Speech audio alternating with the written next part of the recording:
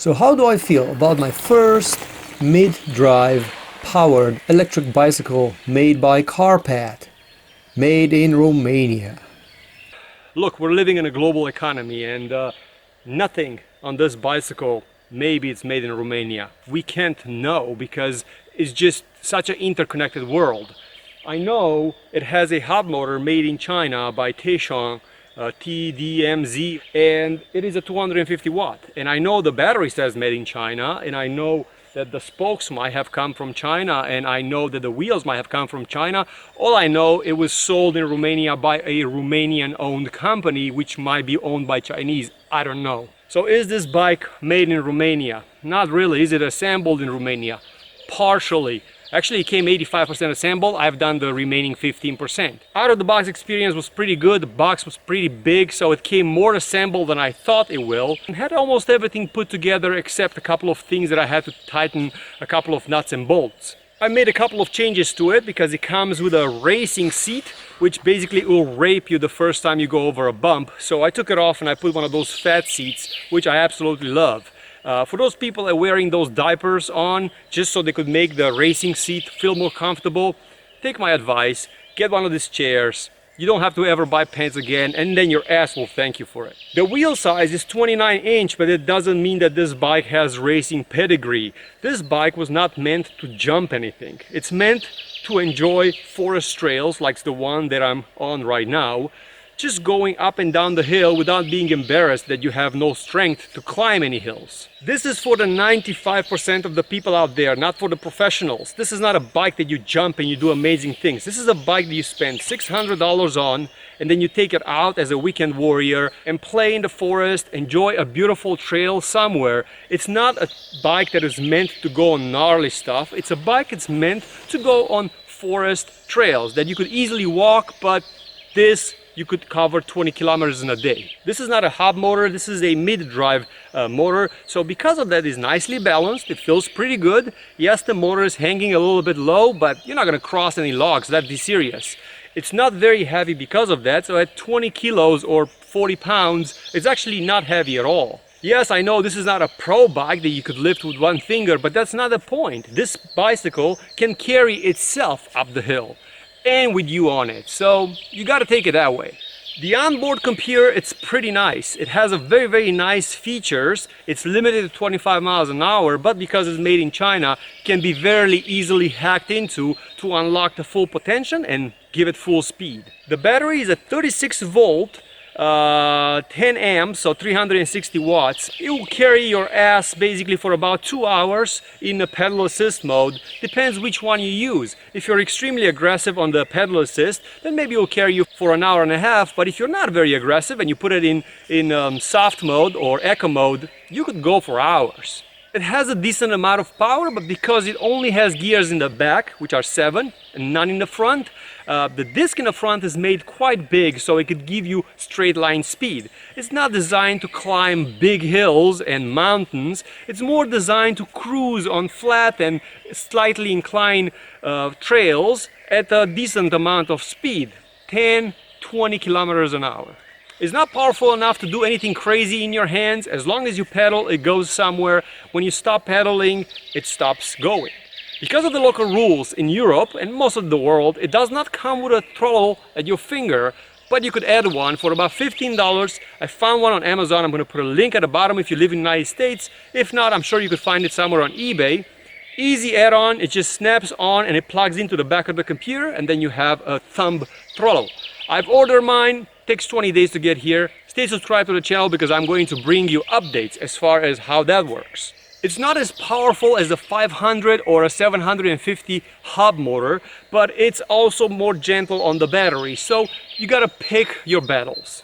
The debate between hub and mid-drive, it's quite huge. I'm not gonna cover that in this video.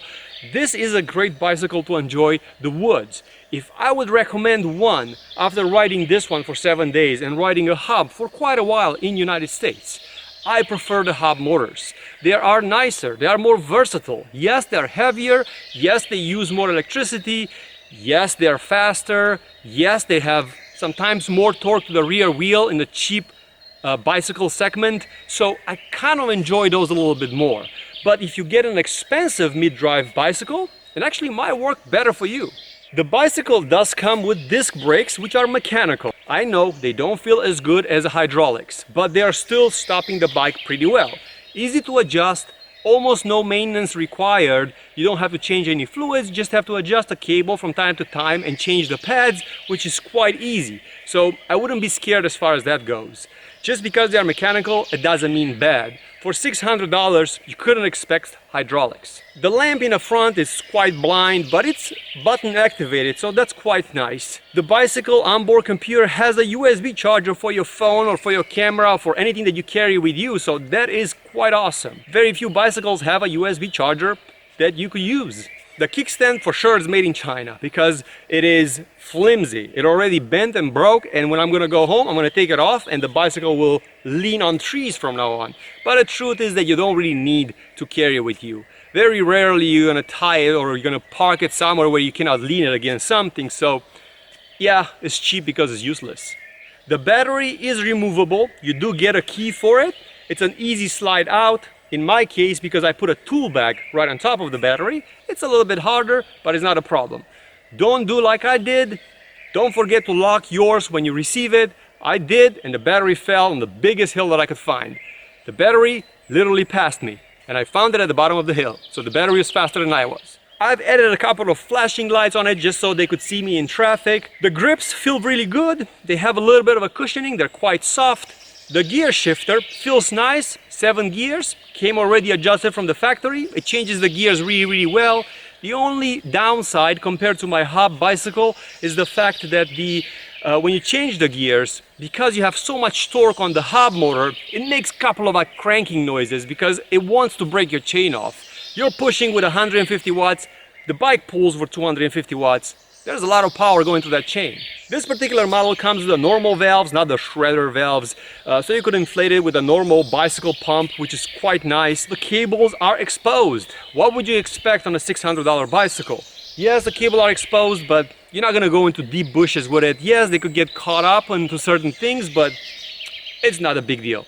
Also, I like the fact that it's exposed because I flipped my brake and my front brake together, rear brake on the left. Therefore, when I ride my motorcycle, I feel home again. The front suspension, it's a little bit of a letdown, not just because it's just springs, but also because it has a plug in it. So even though it looks like 5 inches of travel, it actually only travels 2. I have about 200 kilometers on it since I bought it. It started to make a couple of cranking noises here and there, especially from the motor. I've been reading that there is a plastic wheel in it that usually wears out. The instructions did not say that I have to do any maintenance on it. Also, it comes with a seal on the motor.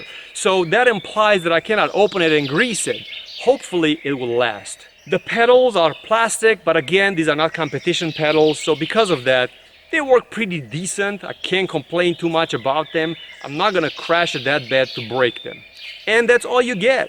Once you unplug it, once you uncork it, once you remove the speed limiter, once you add the extra power into the motor, the bike starts to feel pretty good. I will show you in a separate video how to hack into all those settings. It's quite amazing. As I said in the video, my throttle is in the mail, so that's gonna be a later on video. I'm gonna link it at the bottom of this video for you guys to see. Also, how to hack the settings for it, I'm gonna show you that too, because before I got that, it was not that much fun. The controls are not only on the display screen, they're also by your thumb, so I like that. It's a nice feature to have. You don't have to take your hands off the handlebars to be able to control it and change and make settings to it. That's pretty cool. So now that I had your attention all the way over here, I'm gonna put a link at the bottom of this video for how you could find this bicycle, how can you find a hub motor if you live in the United States, which I recommend a little bit more. Also, I am going to show you a couple of shots that I took riding this bicycle through the forest. It was quite fun. It happened in 2 separate days. Please enjoy. Just a quick ride through the forest. Taking it easy. Here to have fun. High level power assist. This is what I'm saying, because when you're changing gears, because of the power, it just makes a lot of noise. It wants to rip that chain off.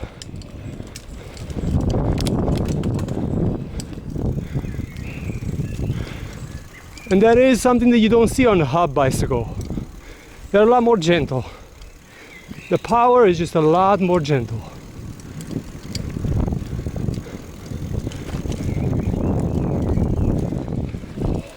But when the hill comes up, they both do pretty well. And they're pulling really nice on the straights. Even with one hand on the handlebars, I'm keeping 25 miles an hour without any complaints. I'm keeping 20 kilometers an hour, zero complaints. This is the trails that this bike is meant for.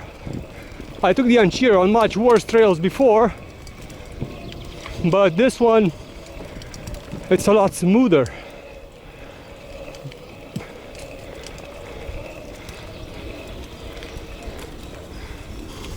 It's even paved